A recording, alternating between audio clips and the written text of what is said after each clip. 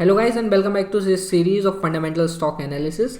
इस वीडियो में हम एनालाइज करने वाले हैं रिलैक्सो फुटवेयर के शेयर को। हम डिस्कस करेंगे कंपनी के बारे में, क्या क्या मेजर ब्रांड्स कंपनी ओन करती है, कंपनी के पिछले 3 साल्स के क्या फाइनेंशियल्स रहे, क्या इंपॉर्टेंट रेशियोज हैं जिस पे आपको नज़र रखना चाहिए। इसके अलावा हम डिस्कस करेंगे इंडस्ट्री के बारे में, क्या इंडस्ट्री का फ्यूचर में प्रोस्पेक्ट्स रहेगा। इसके साथ साथ हम पीयर एनालिसिस भी करेंगे, मतलब जो कंपनी के कंपेटिटर हैं उनके साथ भी कंपनी को हम कंपेयर करेंगे। And at last I will share कि क्या मैं इस स्टॉक में इन्वेस्ट करूंगा या नहीं and the reasoning behind it. So अगर आप इन सभी चीज़ों में इंटरेस्टेड हो then watch this video till the end and I will make sure कि ये सारी इन्फॉर्मेशन मैं आपको ईजी टू अंडरस्टैंड फॉर्मेट में समझा पाऊँ। सो सबसे पहले डिस्कस कर लेते हैं मेजर ब्रांड्स जो कि रिलैक्सो के द्वारा ओन किए जाते हैं, जिसमें 4 मेजर ब्रांड है: Relaxo, Bahamas, flight and sparks. इसके अलावा कंपनी के और भी ब्रांड्स हैं जिनमें है मैरीजेन, कैजुअल्स एंड बॉस्टन। अगर आप कंपनी की बात करें तो कंपनी 1984 में इनकॉर्पोरेट हुई थी और करेंटली लार्जेस्ट फुटवेयर मैन्युफैक्चरर है ये इंडिया के। पैन इंडिया डिस्ट्रीब्यूशन है थ्रू डिस्ट्रीब्यूटर एंड रिटेलर। वो इनके खुद के भी 350 प्लस स्टोर्स हैं और सारे major e commerce retail outlets पे अवेलेबल हैं। अगर मैन्युफैक्चरिंग फैसिलिटी की बात करें तो इनके पास 8 मैन्युफैक्चरिंग फैसिलिटीज़ हैं जिसकी कैपेसिटी है around 10.5 lakh pairs per day. अगर हम फाइनेंशियल्स की बात करें तो FY21 में कंपनी का रेवेन्यू 2300 करोड़ था, जो कि FY20 में बढ़ के करीब 2800 करोड़ हो गया। इसके अलावा मैं एक और आपके साथ इंसाइट शेयर करना चाहता हूँ, वो है नंबर ऑफ पेयर सोल्स, मतलब आप वॉल्यूम समझ सकते हो। FY21 थी ये 19 करोड़ के, जो कि FY23 में हो गए 17 करोड़ के। अब आप पूछोगे कि रेवेन्यू तो इनका बड़ा है बट जो इन्होंने पेयर्स सोल्ड किए हैं वो घटे हैं, तो इसका कैसे ये हुआ? क्योंकि इन्होंने अपने सामान को महंगा कर दिया। एक्चुअली पर पेयर की जो प्राइस है वो बढ़ा दी। तो अब अगर आप नीचे फिगर देखोगे, एवरेज रियलाइजेशन पर पेयर वो इनका 122 से बढ़ के 161 हो गया। तो ऑल द वॉल्यूम डाउन गया बट रेवेन्यू डाउन नहीं गया। सो एक तरीके से अच्छी बात भी है और एक तरीके से बुरी बात भी है, क्योंकि अपने प्राइस को बढ़ाते ही इनकी सेल्स डाउन जाने लगी है। That is not good for the company. Now इसके साथ साथ अगर आप कंपनी के एबिटा मार्जिन्स देखोगे तो वो कंटिन्यू 3 साल में डिक्लाइन हुए हैं। So again that is not a good thing. भले ही इन्होंने प्राइस बढ़ाए हैं, इसके साथ साथ इनका जो खुद का कॉस्ट है वो भी बहुत तेज़ी से बढ़ रहा है, जिसकी वजह से एबिटा मार्जिन्स कंपनी के लगातार घट रहे हैं। अब अगर मैं आपके साथ क्वार्टरली नंबर शेयर करूँ तो आप देखोगे कि कंपनी के ये जो पेयर सोल्ड हैं वो क्वार्टर ऑन क्वार्टर पिकअप कर रहे हैं। बट इसके साथ साथ क्यों पिकअप कर रहे हैं? क्योंकि इनका जो एवरेज रियलाइजेशन है, कितने रुपीज़ इनको मिल रहे हैं एक पेयर सोल्ड करने के, वो गिर रहा है। So again this is kind of giving mix signal कि ये प्राइस गेम खेल रहे हैं एंड इनकी सेल्स हैविली डिपेंडेंट है कि क्या ये प्राइस बढ़ा रहे हैं या नहीं। Now let's discuss about boards of director of company. Company के बोर्ड में 5 एग्जीक्यूटिव डायरेक्टर हैं और 5 इंडिपेंडेंट डायरेक्टर हैं। मिक्स बढ़िया है।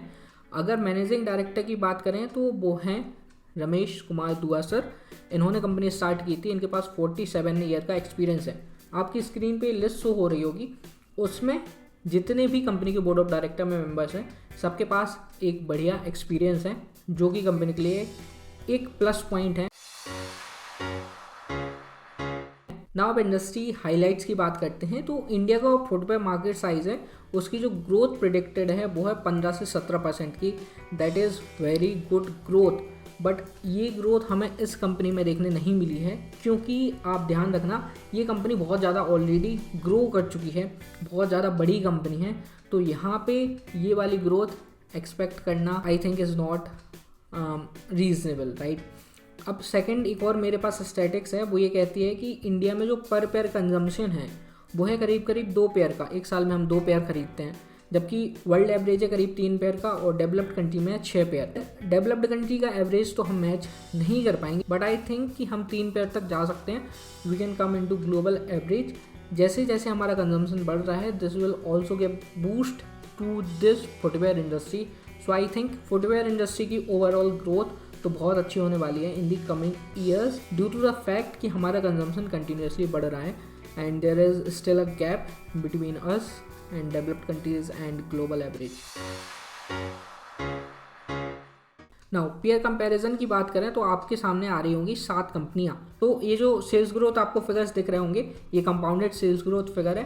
तो मेट्रो ब्रांड की 5 ईयर कंपाउंडेड सेल्स ग्रोथ है 14% एंड रिलैक्सो का 7%, बाटा का 5% एंड कैंपस का 30% के आसपास, राइट। तो मैं इन चारों कंपनियों को ही कंसीडर करूँगा बेसिकली जो है टॉप की कंपनियाँ हैं। यहाँ पे आप देखोगे तो कैंपस जो है वो एक छोटी कंपनी है, केवल 8,000 करोड़ का मार्केट कैप है, तो यहाँ पे ग्रोथ का चांस है। बट रिलैक्सो बहुत ज़्यादा बड़ी कंपनी हो चुकी है, तो फिर भी इन्होंने जो ग्रोथ पोस्ट की है वो कंसिस्टेंट है through out the years, through out 10 years, so that is one good thing, right. But अगर आप ROE भी देखोगे तो वो भी रिलैक्सो का इन चारों कंपनियों में बहुत कम है and ROA return on asset देखोगे वो भी बहुत कम है। On the plus side company के पास बहुत कम डेट है which is best in all 4 of these companies. ना मेरी व्यू क्या है रिलैक्सो के स्टॉक के बारे में। सो आई थिंक जो इनका एवरेज रियलाइजेशन पर पेयर है, कितना ये एक पेयर से कमा पा रहे हैं, वो कम है। और जैसे ही कंपनी ने ये प्राइस बढ़ाए हैं तो कंपनी के वॉल्यूम भी डिक्लाइन हुए हैं। सेकेंड थिंग, कंपनी एक ऐसे सेगमेंट में केटर कर रही है, तो जब रॉ मटेरियल प्राइसेस कंपनी के बढ़ते हैं तो कंपनी सीधा कंज्यूमर पर वो चीज़ नहीं डाल सकती है, उससे कंपनी के जो रेवेन्यू है उस पर बहुत ज़्यादा इफेक्ट आता है। Another thing that I would like two point out, जो कंपनी का PE है वो 100 से भी ऊपर है एंड जो PE एवरेज में भी इंडस्ट्री का है वो है 60 के ऊपर। सो दोनों ही चीज़ें मुझे इतनी ज़्यादा सही नहीं लगी, राइट, कि जिस हिसाब से ग्रोथ है उस हिसाब से PE बहुत मुझे महंगा लगा है। सो आई थिंक करेंटली मैं इस कंपनी में इन्वेस्ट नहीं करूँगा, बट आई होप कंपनी के जो ब्रांड्स है जैसे कि स्पार्क्स है या फिर जो इनके कुछ ऐसे ब्रांड है जिसका हमने नाम भी कम सुना है, for example Mary Jane in Boston, यहाँ पे जो प्राइस पॉइंट है वो हाई होगा।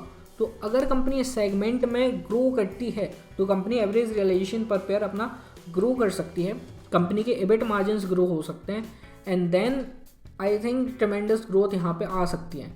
लेकिन जब तक मुझे उसके सही इंडिकेशंस नहीं मिलते मैं इस कंपनी में अभी इन्वेस्ट नहीं करूँगा।